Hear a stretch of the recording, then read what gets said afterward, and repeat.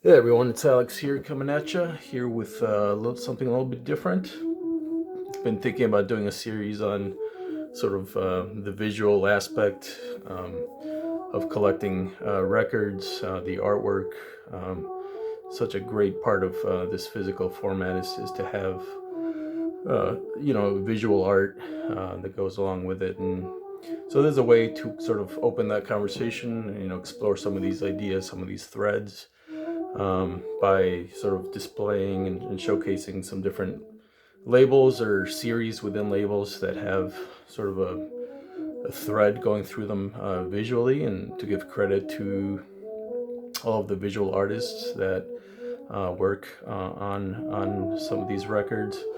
In addition to some of the artists that also perform and do other types of art, and some of the links between filmmaking and making sound and visual art. So I figured I'd start with this showcasing the Chatham Square label, which was founded by Philip Glass in 1971. Relatively short-lived label, as you'll see, just a little bit over a decade that was putting out records. I'll show these chronologically to the best of my knowledge. The catalog numbering is a little bit goofy with these guys, but this is the first record, number 1001 and 2. It's a double record here from, of course, the founder, Philip Glass, Music with Changing Parts. Strangely, there's no credit here uh, for the artwork other than photographs by C. Girard. Now, you'll see later that there's another, I think, Girard, or unless this was miscredited, or unless she was using a different name. There's a Tina Girard that does a photography in some of the other releases that I'll show in a second. So, unfortunately, I haven't been able to confirm whether or not that is the same photographer here, but anyway, you'll see some great photographs here also in the gatefold. You see Richard Landry, or Dickey as he's credited here. Of course, a very sexy Philip Glass there. He would have been sort of in his mid 30s when this album came out. And John Gibson, who we'll talk about here shortly. And should also mention Kurt Mutkaski, who was the engineer and sort of the architect of the production side of a lot of these records, and a longtime lifelong collaborator with Philip Glass over the years, as are several of these artists, including Richard Landry and John Gibson.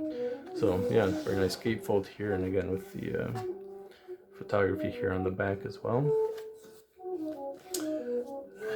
Second release from Mr. Glass also um, is this one.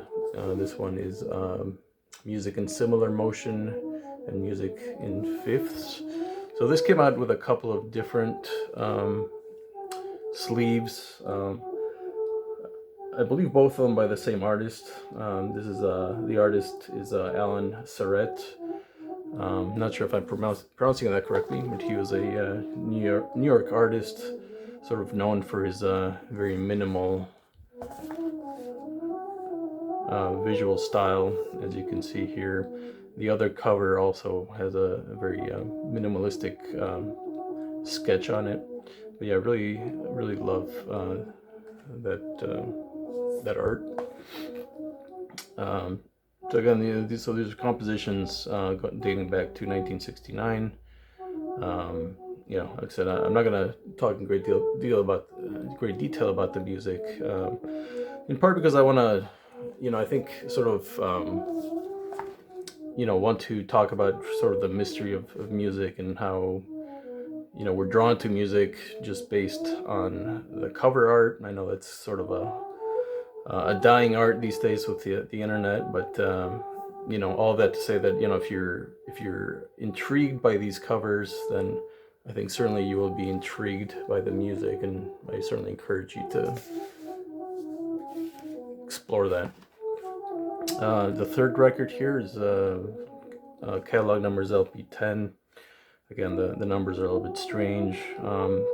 So a few things about this one. Number one is that this was meant to be, or this was the soundtrack for a film, as you can see, called First Quarter by filmmaker and artist Lawrence Weiner. So Weiner is an American artist, and incidentally, also here you see Tina Girard. Now, I haven't been able to find the film, so I've not been able to see it. And again, artist here is Richard Landry, multi-instrumentalist. And, you know, this is very much sort of like a free jazz record. Richard Landry plays the tenor on this one. You see some of the other musicians here. Saxophones, trumpet, bass, drums, and so on. So pretty relatively conventional, traditional instrumentation. Again, this is sort of a shot from the film itself with some of the actors here. These are photographs, I guess stills from the film by Richard that were taken by Richard Landry. And I'll show the labels, I think.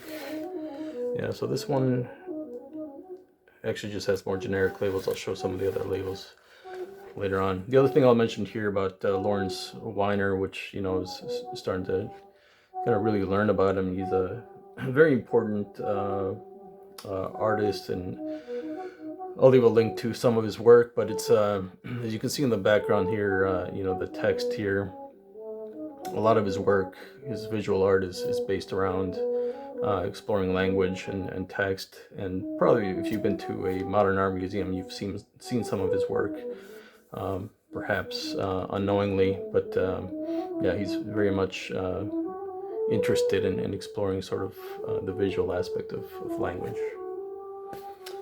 The next one here is kind of one of my favorites on the label, if not my favorite, is John Gibson's Visitations. Again, John Gibson plays multiple reed instruments. In fact, you're hearing him in the background here, and I'll talk about that record in a moment here.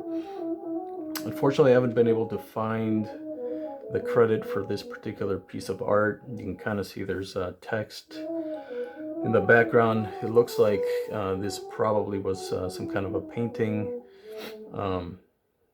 Again, with some text that was sort of painted over.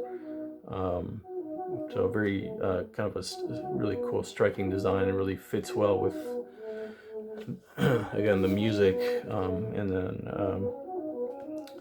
yeah, sort of a reverse, you know, sort of a negative of the front cover on the back here. And again, uncredited here with the artwork. You know, part of why I'm doing this is obviously if somebody has more information about it, feel free to share in the comments. I'd be very interested. And again, you see Tina Girard, who did some of the photography and on some of the other album art here, actually playing the maracas. And also I found very interesting, they credit the Cornell Laboratory of Ornithology for I don't know if these are sound effects that were provided by and recorded at Cornell and then used as tapes here, or if they actually used bird call instruments during the recording. Not sure, but yeah, fantastic experimental record. But yeah, just very I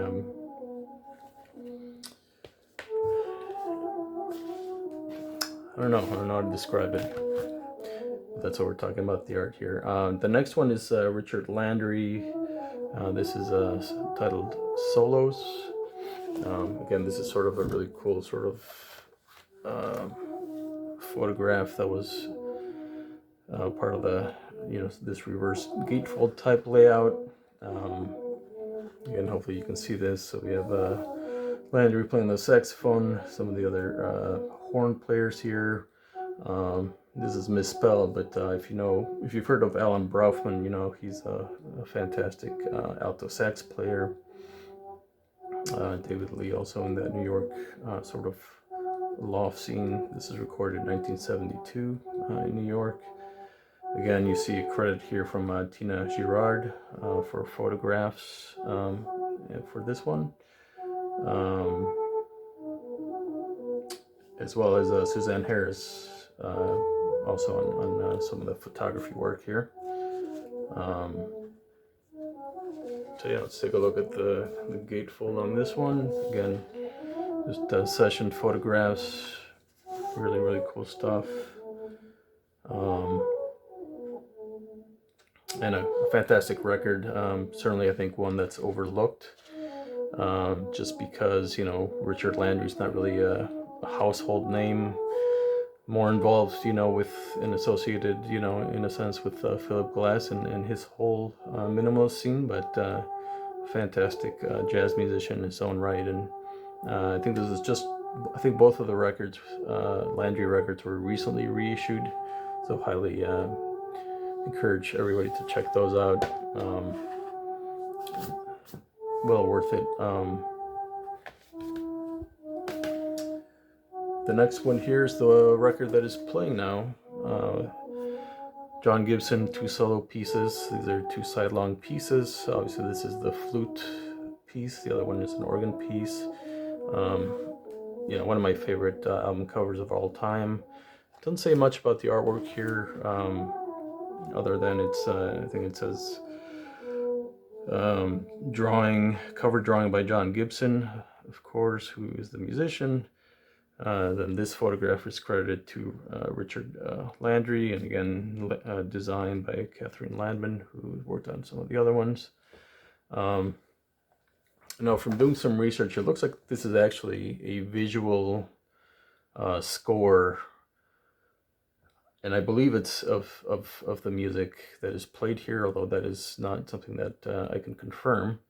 I'm gonna flip the record here in a second, but hold on one sec.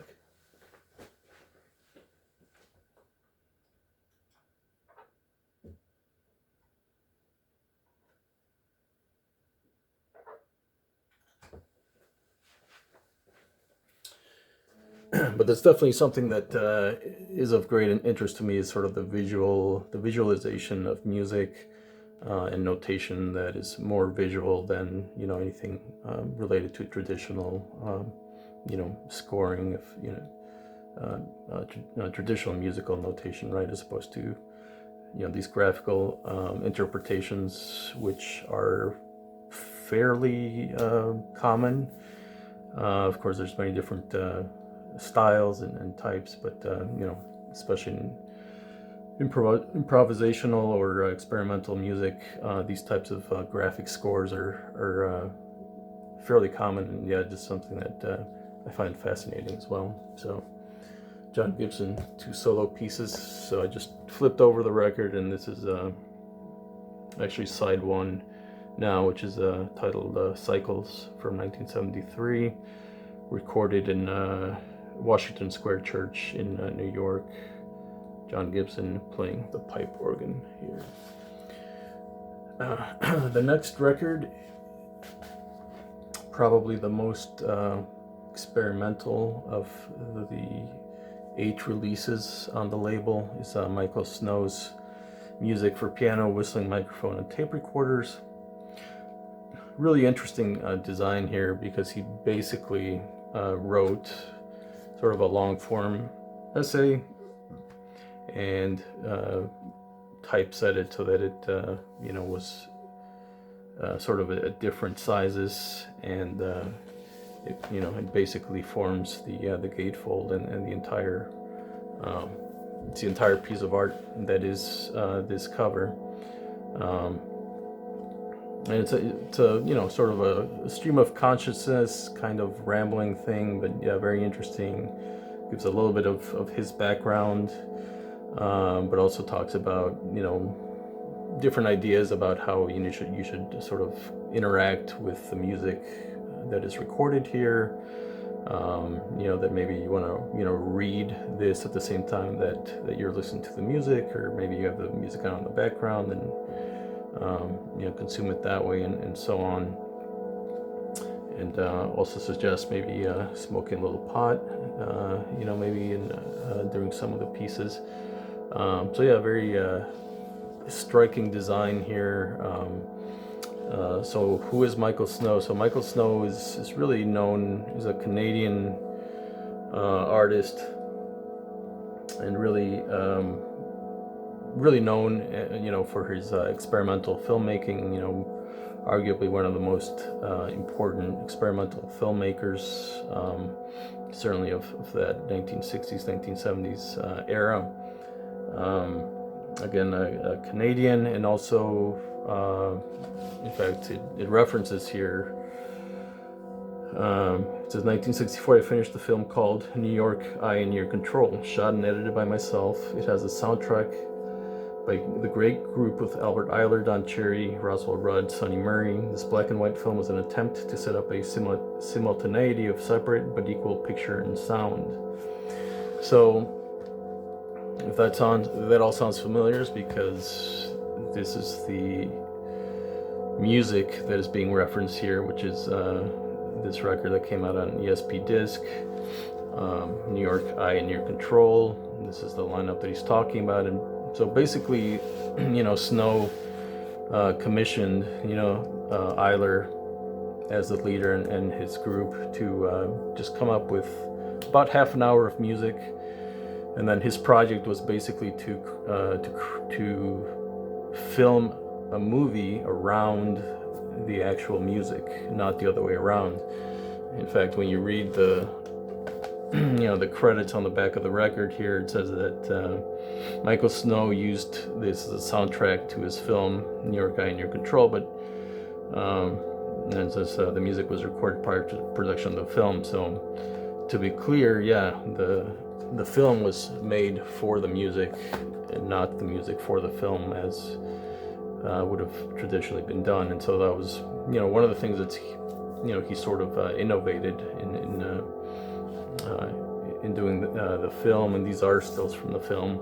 And I'll try to leave a link that the entire film, New York, You're in I Control, is on YouTube.